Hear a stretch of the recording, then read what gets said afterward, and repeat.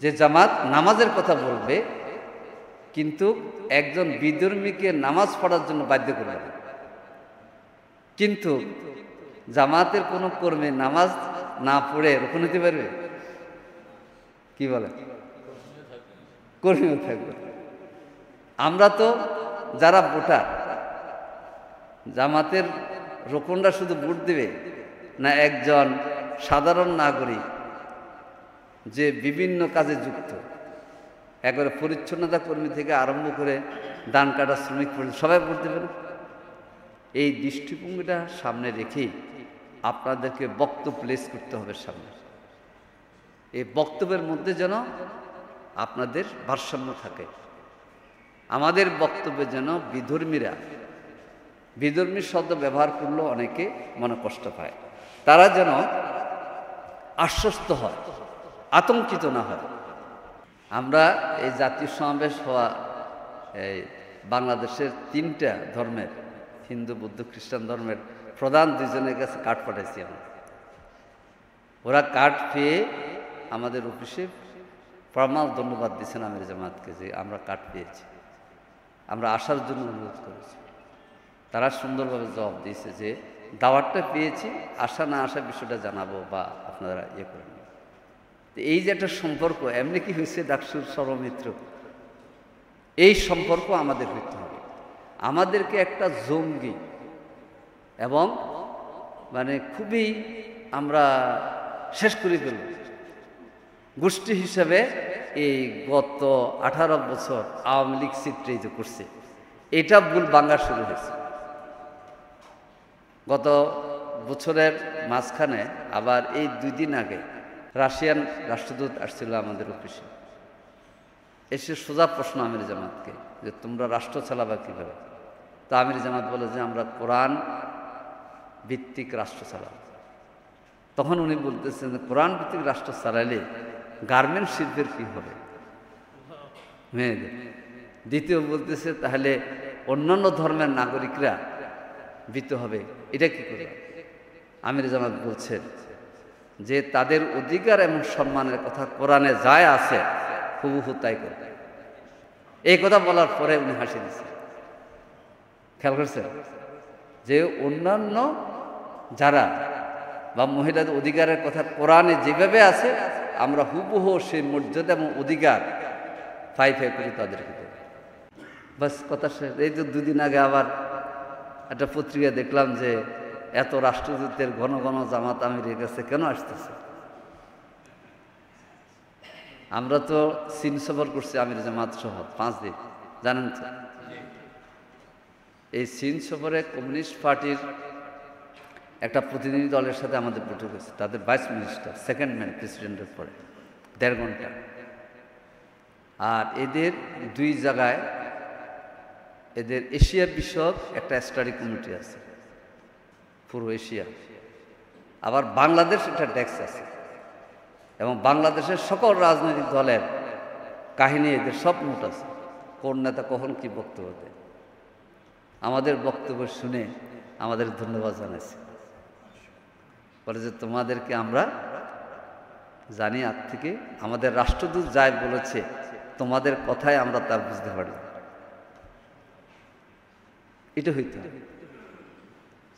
আপনি একটা বক্তব্য দিচ্ছেন, আপনার এই বক্তব্যটা রেকর্ড হয়ে যাচ্ছে দিল্লিতে, তা আপনার বক্তব্যের কারণে যদি জামাত ইসলামীকে দিল্লির কাছে জবাবদিহি করতে হয় তাহলে তো সংগঠন তেমন ঝামেলা পড়বে। যেমন দেখেন, আমরা এই কথা বলি না যে ফেব্রুয়ারিতে নির্বাচনে যাবে না, আমরা বলি যে ফেয়ার পদ্ধতি গ্রহণ না করলে দেশের জনগণ নির্বাচনে, 2টা কথার পার্থক্য আছে। এর জন্য আমি অনুরোধ জানাবো, আপনারা তো দাঁড়ি, আমি অবশ্য সময় কম দিতে পেরেছি, এখন আরও একটু বেশি দেব। আসলে বেশি বেশি আমরা মাশওয়ারা করতে পারলে এটা ভালো হবে, কারণ আপনারা তো হচ্ছেন দাঁড়ি, খতিব, মুজাক্কির, কথা বেশি, আপনাদেরকে ফলো করে মানুষ। আপনার জামাত ইসলামের পরিচয় তো মূল পরিচয় না আপনার, আমার আপনার পরিচয় কি জামাত ইসলামী? পরিচয় হচ্ছে দাঁড়ি লাগবে। এবাদুর রহমান, এই দিকটা সামনে রেখে আলহামদুলিল্লাহ আমরা সবার কাছে যে জামাত একটা সুসংগঠিত সংগঠন, আলেম ওলামাদের আস্থা আমাদের বেড়েছে। আমরা কিন্তু আজকের প্রথম আলোতে এসেছে, আমরা 8টা দল যোগপথ কর্মসূচি দেওয়ার জন্য আগাইছি। এর মধ্যে ইসলামী আন্দোলন বাংলাদেশ আছে, তারপর হচ্ছে খেলাফত মজলিস আছে, বাংলাদেশ খেলাফত মজলিস আছে, তারপর নিজাম ইসলাম পার্টি আছে, আরও দলগুলো সাথেও। আজকেও আমি যে উঠে গেলাম, আমাকে বলছে যে ভাই এই জমিয়তে ওলামা ইসলামকে নিয়ে আসতেছি। আমি যে আফিন্দির সাহেব আসবে, আমি আগে কথা বললাম আমার সাথে, আমরা একান্ত কথা বললাম। এবং একটা সুন্নি সংগঠনের যে কেন্দ্রীয় সভাপতি আমার সাথে কথা বলছে, আমি আমির জামাতের সাথে দেখা করে বলছে তারেক ভাই বললো না শিক্ষা আছে সুন্নি, একবার পড়ার সুন্নি যারা তারা। কারণ আসলে ওলামাদের উম্মার এই যে তারেক ভাই বলল যে সালাত তো আদায় করে, সালাত কিবলা তো এক, তা আমরা ঝগড়া করি, যারা নাস্তিক তাদেরকে সুযোগ করে দেব।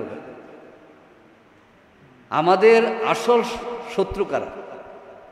আসল শত্রু হচ্ছে যারা ইসলামকে মানে না, মনে করে যে এটা ব্যাকডেট, যারা মৌলবাদ মনে করে আমাদেরকে, যারা ইসলামকে মনে করে যে ইসলামের নামে রাষ্ট্র হইতে পারে না, এরা আমাদের শত্রু,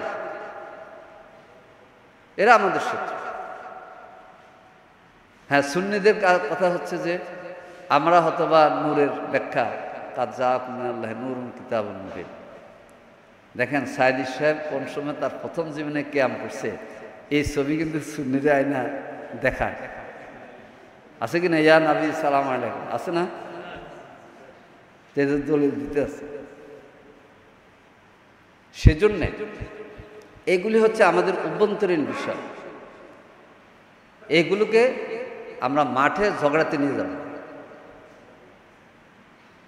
যদি এইভাবে আমরা সতর্কতার সাথে করতে পারি, ইনশাআল্লাহ আগামী দিনের বাংলাদেশ শরীয়তুল্লাহর বাংলাদেশ, শাহজালালের বাংলাদেশ। তবে বাহিরের শক্তি আমাদেরকে অত্যন্ত জঙ্গি শক্তি হিসাবে বাহিরে চিত্রিত করতে চায়। এই পরিবেশটা আমরা কিছুটা মডারেট করার সুযোগ পেয়েছি।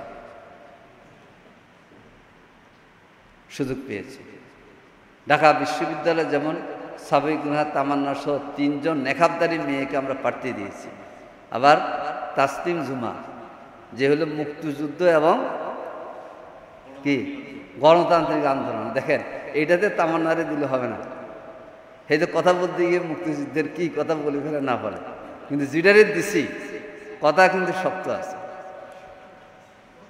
হ্যাঁ, এবং ইলেকশনের দিন তার আব্বা আসছিল সিটি অফিসে, দুপুরে বললাম যে খাওয়া দাওয়া করেন, বলে যে আমি তো আজকে সূর্যাস্তের পরে খাবো, অর্থাৎ রোজা রাখছে।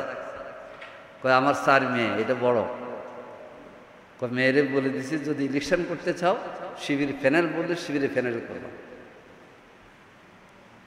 খেয়াল করে